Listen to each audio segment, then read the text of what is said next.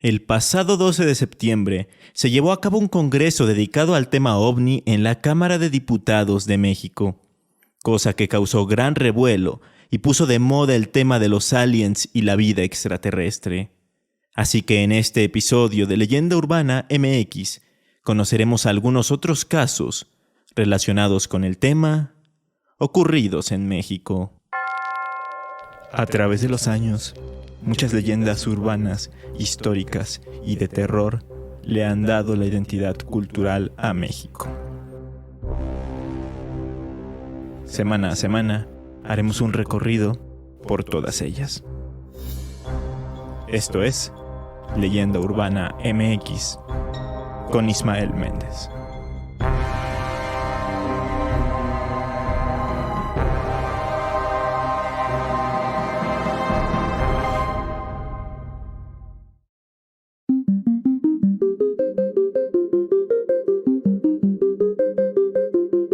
A estas alturas, ya todos están enterados de los dos cuerpos supuestamente no humanos que presentó el polémico Jaime Maussan en la Cámara de Diputados.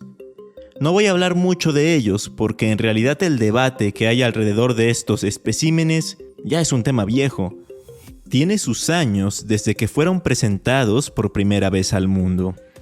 Así que si quieren saber más del tema, pueden ver el video que el robot de Platón subió a YouTube llamado Las momias extraterrestres explicadas, en el que recopila varias fuentes y estudios que han surgido a lo largo del tiempo alrededor de esas momias de Nazca. Porque sí, ni siquiera son seres que fueron hallados en México, sino que provienen del Perú. Lo que sí es que ese reciente y controversial congreso reavivó el tema de los aliens, ovnis y la vida extraterrestre en nuestro país. Así que aprovechemos para recordar algunos otros casos que llamaron la atención de ufólogos y que sorprendieron a todos los mexicanos, tal como el caso que ha sido llamado el Roswell mexicano.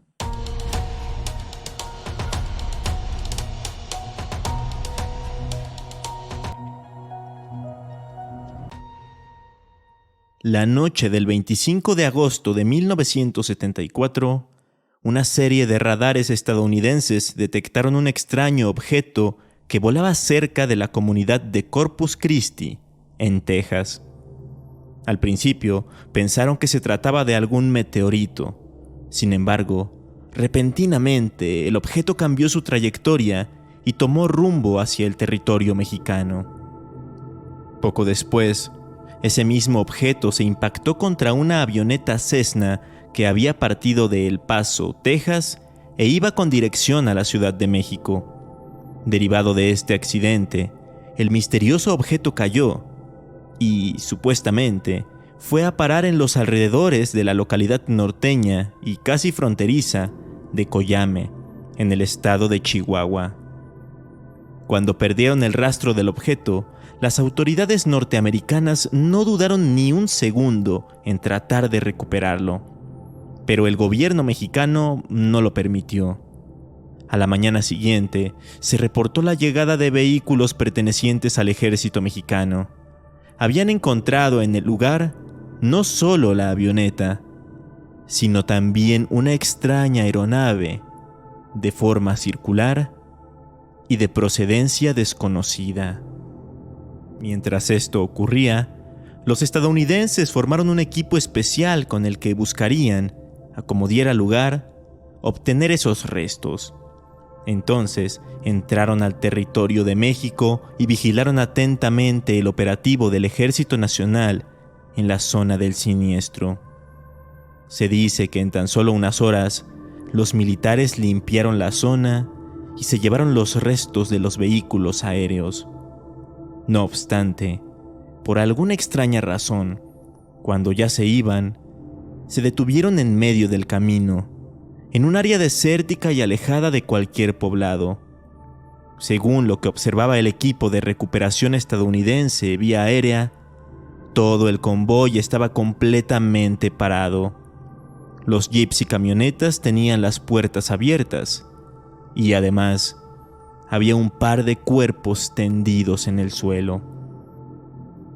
Entonces, Los norteamericanos decidieron que era hora de actuar, y ahora sí intervinieron.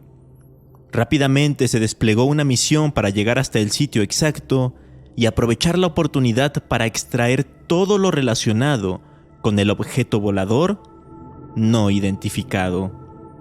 Y así lo hicieron, pero cuando llegaron se encontraron con una escena dantesca. Todos los militares mexicanos estaban muertos, algunos dentro de los vehículos y unos cuantos más fuera de ellos, tirados en el piso. La causa de las muertes es todo un enigma. Pero aquí no acaba la cosa, y es que justo a un lado se encontraba lo que estaban buscando. Había un platillo metálico, como de acero pulido, que no parecía provenir de este planeta. Cuentan las malas lenguas que los estadounidenses reunieron todos los cuerpos y vehículos oficiales y los detonaron para eliminar cualquier evidencia. Posteriormente, con la ayuda de helicópteros, engancharon el platillo volador y se lo llevaron a su país. Existe otra versión del relato en la que se asegura que los soldados mexicanos no murieron en extrañas circunstancias, sino que era tanta la urgencia de los Estados Unidos por recuperar el objeto que mandó a su equipo de recuperación para interceptar el convoy y abatir a todos los involucrados, sin importar las consecuencias que tuviera esa acción. Hasta la actualidad, el paradero de aquel denominado ovni se desconoce, y ambos gobiernos, tanto el estadounidense como el mexicano, han negado todo lo relacionado con esta historia. La información que hay alrededor de este caso es limitada y la evidencia aún más.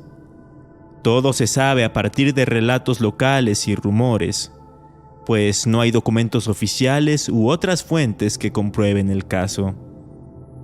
Aún así, hay gente mayor en Coyame, Chihuahua, que asevera haber visto, aquel 25 de agosto de 1974, una avioneta en llamas y una caravana militar realizando trabajos sumamente misteriosos.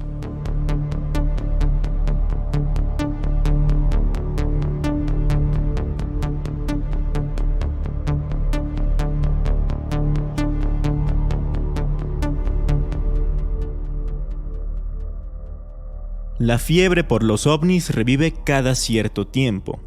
Dejando de lado la actual polémica mencionada al inicio del episodio, la última vez que el tema estuvo en boca de todos fue en 2022, cuando dos oficiales de la milicia estadounidense hablaron sobre videos en los que había fenómenos aéreos inexplicables. A raíz de esto, en el blog de periodismo de la División de Cultura de la UNAM, llamado Corriente Alterna, se publicó ese mismo año un artículo sumamente interesante titulado Ufología a la Mexicana, preguntas interplanetarias a la Plataforma Nacional de Transparencia, en el que se recopilaron varios casos de personas que habían solicitado información oficial sobre ciertos casos muy específicos relacionados con fenómenos en el cielo y objetos voladores no identificados. Por ejemplo, en febrero de 2019, los servicios de navegación en el espacio aéreo mexicano, CENEAM, recibieron una solicitud por medio de la Plataforma Nacional de Transparencia. Una solicitud muy peculiar en la que se pedían grabaciones de audio de la Radio Aeronáutica Mexicana registradas el sábado 3 de mayo de 1975 en la Ciudad de México, entre las 12:50 y la 1:34 de la tarde. Asimismo, se solicitaban datos de tráfico aéreo y la grabación de las comunicaciones entre los controles aéreos y la avioneta Piper PA-23, matrícula XB-XAU, proveniente de Zihuatanejo, a la Ciudad de México. ¿Por qué se pedían datos y cosas tan, pero tan específicas? Bueno, la respuesta está en lo que las autoridades entregaron: una transcripción de las comunicaciones de aquella avioneta, que dicen lo siguiente: tengo 3 objetos visuales no identificados que están volando alrededor de mí. Uno se precipitó hacia el avión y me pegó en la parte inferior. Estoy probando el tren de aterrizaje y aparentemente no sale. El avión está volando sin control. Yo no lo estoy controlando.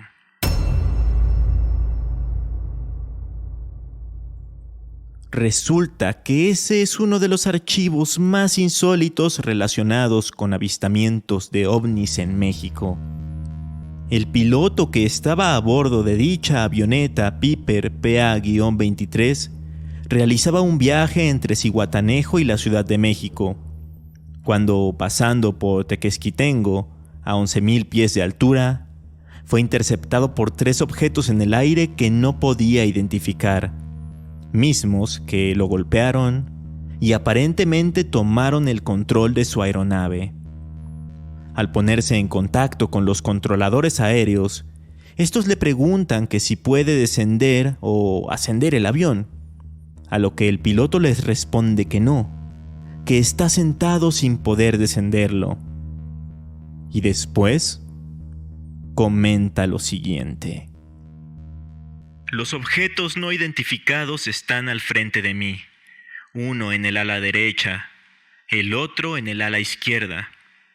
El otro, aparentemente, está abajo del avión.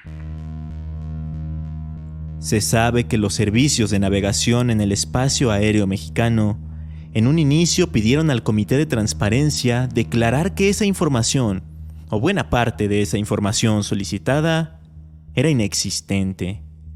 Pero al final, la Dirección General de Tránsito Aéreo aceptó compartir la transcripción. El documento completo consta de 5 hojas, 4 de ellas con la conversación entre el piloto y los controladores aéreos. Al final de la comunicación, podemos darnos cuenta que el piloto logra retomar el control de la avioneta y que le indican que vuele con dirección a Tizayuca. Pero lo más intrigante de todo es que en una sección, el piloto cuenta que 2 de los objetos se habían ido con dirección al Popocatépetl. Y digo que es intrigante porque hay muchos, pero que muchos otros relatos que incluso ya he mencionado en este podcast, en los que se dice que dentro del cráter de ese famoso volcán mexicano existe una base extraterrestre.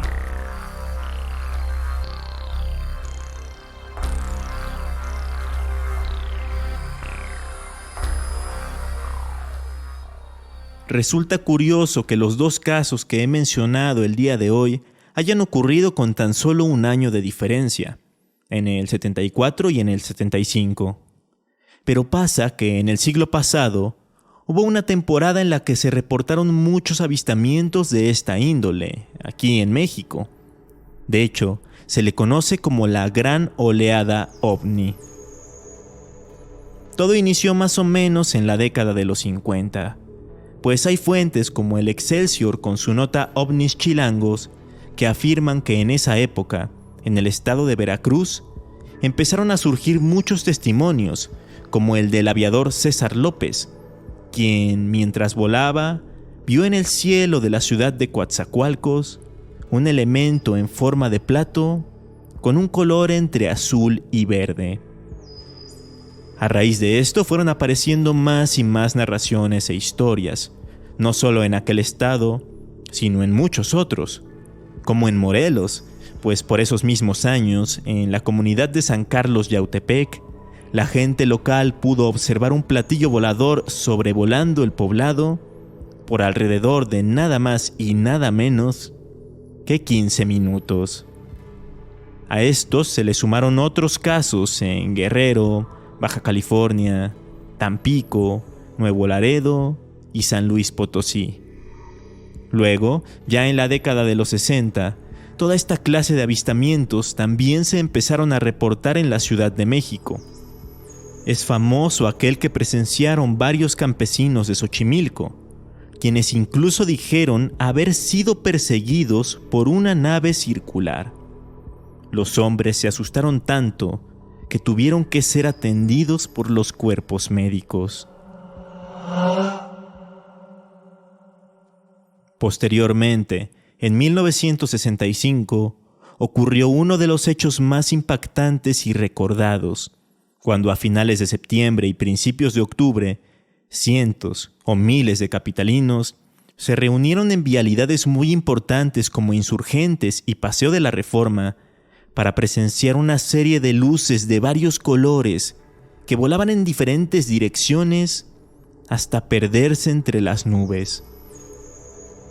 Y eso no es todo. Pasaba el tiempo y los avistamientos seguían y seguían. A finales de los 60, muchas personas dijeron haber visto un objeto volador cerca del Monumento a la Revolución, mismo que tenía forma ovoide y emitía luces rojas y amarillas. Las portadas de los periódicos en esa época eran acaparadas por los ovnis. En una edición del Universal de esa misma década, se podía leer: merodean los platillos por nuestras montañas. En los años 70, la actividad continuó y ocurrieron casos como los ya mencionados de Coyame y Tequesquitengo, o como el caso de los Foo Fighters en San Luis Potosí. Y ya para los 80 y 90, la fiebre ovni fue bajando. Eso sí, sin desaparecer por completo. Y aunque en la actualidad se sigan reportando avistamientos, nunca se podrá igualar la conmoción e incertidumbre que se vivió y se respiró en el país a mediados del siglo XX. Esto tampoco quiere decir que los casos modernos sean menos impactantes. Y es que, ¿cómo olvidarnos de lo que sucedió en febrero del año 2000, apenas empezando el milenio? La madrugada del 14 de febrero, a eso de las 2:20, un objeto de varios metros de diámetro fue visto volando a baja altura por la avenida de las Granjas, en Azcapotzalco, por donde ahora está la Arena Ciudad de México. Luego se acercó a la Boca 8 del Instituto Politécnico Nacional y bajó aún más. Así se quedó, estático durante varios minutos. Finalmente, levantó el vuelo y se fue al norte de la ciudad, aparentemente con dirección al Cerro del Chiquihuite. Hay varios testigos oculares de esto, entre ellos los policías de la patrulla 16165, quienes reportaron asombrados a un operador de la Secretaría de Seguridad Pública lo que estaban viendo. Y ya, si quieren un ejemplo más reciente, están las extrañas luces que se vieron cerca de la avenida Ignacio Zaragoza, a la altura de Valle de Chalco, apenas en agosto de este año, mismas que se viralizaron en redes sociales por lo extrañas y misteriosas que lucían. Así que, como podemos darnos cuenta, aunque ahora esté muy de moda esto de los ovnis y los extraterrestres en México, no es un tema nuevo, y es algo que viene desde hace más de 70 años.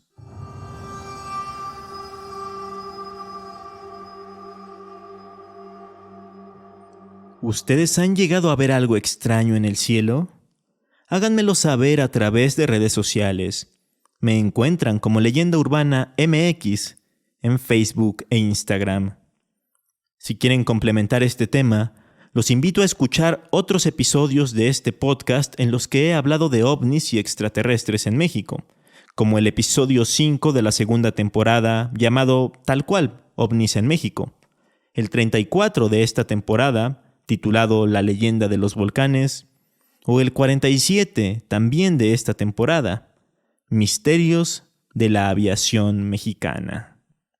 Mientras los repasan, yo me despido esperando que hayan disfrutado de esta emisión, pues este tema me lo estuvieron pidiendo mucho en los últimos días. Así que, si así fue, no duden en puntuar el podcast y seguirlo desde su plataforma favorita. Nos escuchamos el lunes con más historias y leyendas. Hasta entonces.